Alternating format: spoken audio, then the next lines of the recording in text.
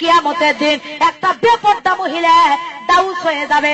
এই দাউস আল্লাহর জান্নাতে যাওয়া তো দূরের কথা, জান্নাতের বাসনাও তার নাকে পাবে না।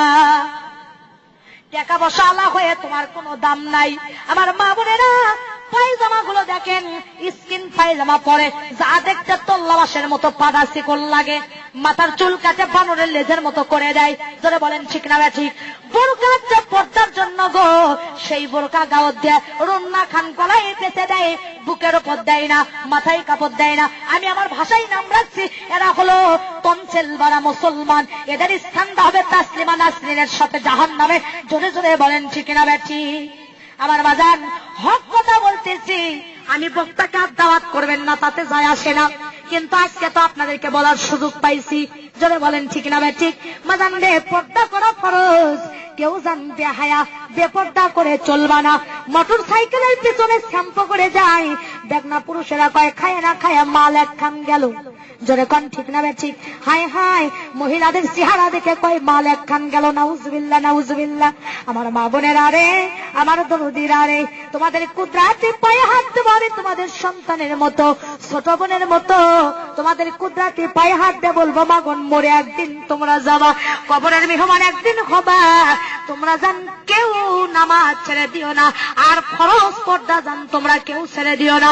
মাথার একটা চুল যদি কোনো বেগনা পুরুষ দেখে গো মা, কিয়ামতের দিন 71টা চুলের বেগনা পুরুষকে দেখানোর কারণে একটা চুলের পরিবর্তে 70টি সাপ তোমার মাথায় বেউড়ো করে দেওয়া হবে। মা বোনেরা আমার, খবরদার খবরদার, তোমরা কেউ বেপর্দা করে চলো না। মাথায় মাদানের সময় থাকলে আমি মেহেরাজের ঘটনাটা বলে দিতাম, কিন্তু 12টা ব্যক্তিছে আমার মাদান। আল্লাহ যদি কোনোদিন নিয়ে আসে, আল্লাহ নবী 7টি দিনের মেয়েদের ব্যাপারে মেহেরাজে দেখে এসেছেন। কোনোদিন যদি এলাকার আশেপাশে এসে আপনারা যাবেন বলে দেব। আমার মা বোনেরা, ফরজ পর্দা করবেন, আর স্বামীর খেদমত করার দরকার আছে না নাই? আজকে দেখেন অফিসারেরা সালাম পায়, কিস্তির সাহেব সালাম পায়, নিজের স্বামী সালাম পায় না। জোরে কোন ঠিক না ঠিক? কিন্তু মাদান, যে ঘরের মধ্যে স্বামী স্ত্রীর মিল মহব্বত থাকবে, ঘরটা হবে জান্নাতের টুকরা। আর যে ঘরের মধ্যে স্বামী স্ত্রীর মিল থাকবে না, ওই ঘরটা হবে জান্নাতের টুকরা। আল্লাহ পাক স্বামী স্ত্রীর ব্যাপারে বলেছেন, হুন্না লিন্নাসি লিবাসুল লাকুম আনতুম লিবাসুল লাহুন্না। স্বামী হলো স্ত্রী লিবাস, আর স্ত্রীরা হলো স্বামীদের লিবাস। দুইজন দুইজনকে লিবাস হিসেবে বলা হয়েছে। রে আমার মায়ের জাতিরা, আপনারা যা একে অপরের লিবাস। স্বামীকে মাঝে মাঝে গোসল করে দেবেন, স্বামীর সাথে রুক্ষ মেজাজে কথা বলবেন না, হাসি মুখে কথা বলবেন, আর স্বামীকে সালাম দেবেন। হযরত আয়েশা সিদ্দিকা হুজুর সাল্লাল্লাহু আলাইহি সাল্লামকে মাঝে মাঝে গোসল করে দিতেছেন। একদিন হুজুরকে আয়েশা গোসল করে দিচ্ছে। হুজুরের খুশির চাপা লেগে আম্মা আয়েশার বুড়ো লোকের আঙ্গুল ফেটে গেছে। হুজুরের গায়ের সাথে পানি ঢালছে, রক্তের বন্যা বয়ে যাচ্ছে।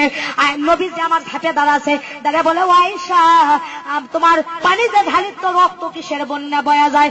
আয়েশা বলছি, ইয়া রাসূলুল্লাহ, আপনার গায়ে যখন পানি ঢালে আপনি যে খুশিতে বসে আছেন, আপনার খেদমত করতে যাইয়া ওই খুশির দাবা লেগে আমার বুড়ো লোকের আঙ্গুল ফেটে গেছে।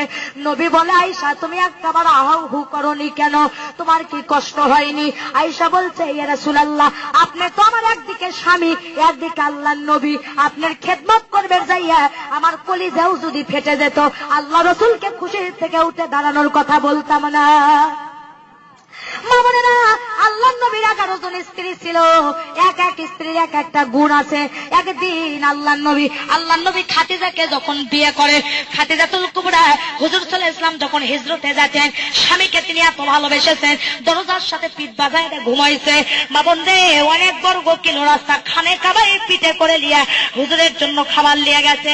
কোনোদিন বিরক্ত হননি, টাকা পয়সা হুজুরকে সহযোগিতা করেছে। কিন্তু আল্লাহর নবী সোনার মানুষ কোথায় সেই মুসলমান? জোরে জোরে বলেন সুবহানাল্লাহ। আমার মা বোনেরা, বর্তমান যে জামানা এসেছে, আগুন হাতে চলা আছে কথা কঠিন, তার চাইতে ঈমান নিয়ে চলা বড় কঠিন হয়ে গেছে। জোরে কোন ঠিক কিনা? কিন্তু আমার আল্লাহ পাক বলেছে, বান্দারে, তুমি নামাজ পড়ো দেখেই কি জান্নাতে যেতে চাও? তুমি রোজা করো দেখেই কি জান্নাতে যেতে চাও? তুমি বক্তা হসো দেখেই কি জান্নাতে যেতে চাও? আমি অবশ্যই তোমাদের ঈমানটাকে পরীক্ষা করে দেখবো।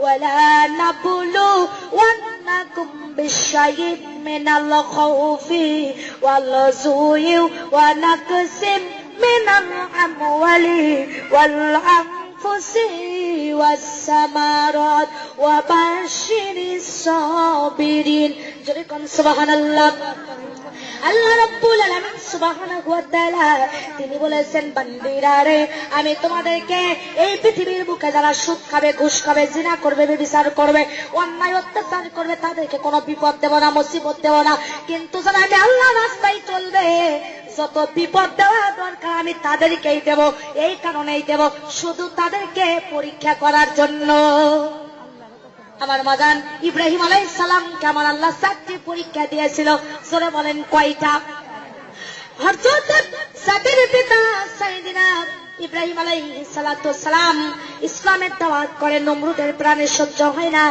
নমরুদ আগুনের গর্ত খুঁড়ে সাইয়েদনা ইব্রাহিম আলাইহিস সালামকে ফেলে দিচ্ছে ধাক্কা দিয়া আমার মাদান ইব্রাহিমকে যখন আগুনের মধ্যে ধাক্কা দিয়ে ফেলে দেয় এমন সময় ওই দিক দিয়ে জিবরাইল আলাইহিস সালাতু সালাম যাচ্ছিলেন যাওয়ার সময় সাইয়েদনা ইব্রাহিম আলাইহিস সালামকে বলতেছে রে ইব্রাহিম তুমি আল্লাহর কাছে তো সাহায্য চাচ্ছ কিন্তু আমি জিবরাইলকে 6600 পাখা আল্লাহ দিয়েছে যদি একটাবার আমার কাছে সাহায্য চাও আমার রহমতের পাখা দিয়ে নমরুদের আগুনকে আমি লিভাইয়া দেব তখন মামুন আমার সাইয়েদনা ইব্রাহিম আলাইহিস সালাম বলতেছে না রে জিবরাইল না আমার আল্লাহ আমার জন্য যথেষ্ট হাসবুনাল্লাহু মান ওয়াকিলু লিমান মাওলা ওয়ালিয়ামান নাসির এ জিবরাইল তুই এখান থেকে বেরিয়ে যা এখানে আশিকার মাসিকের খেল চলছে প্রেম চলছে এখানে আমি আর আল্লাহর মধ্যে পরীক্ষা চলছে ইমানি পরীক্ষা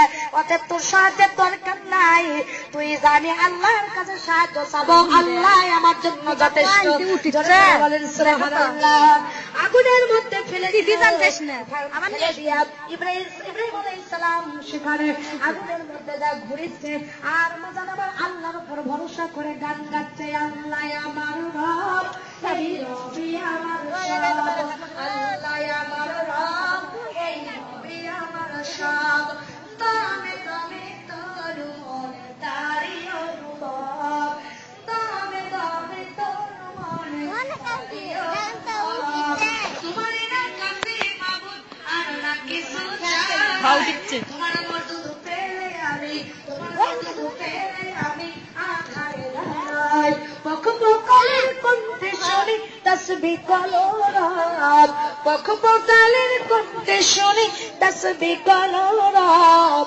আল্লাহ আমার রব এই রবি আমার সব জোরে জোরে বলেন মারহাবা ইব্রাহিম আলাইহিস সালাম যখন এই গানটা গাচ্ছিল তখন আমার আল্লাহ পাক আগুনকে ডাকতে বলেন হে আগুন আমার ইব্রাহিমের জন্য তুমি ঠান্ডাদায়ক হয়ে যাও বড় দাও সালামান কওলান আলাল ইব্রাহিম হে আগুন তুমি আমার ইব্রাহিমের জন্য ঠান্ডাদায়ক হয়ে যাও ফুলের বাগান হয়ে যাও সঙ্গে সঙ্গে বাজান দাহু দাহু জ্বলন্ত আগুন সাইয়েদনা ইব্রাহিম আলাইহিস সালামের জন্য আগুন পানি হয়ে গেল ঠান্ডাদায়ক হয়ে গেল এবং ওই আগুন ফুলের বাগানে পরিণত হয়ে গেল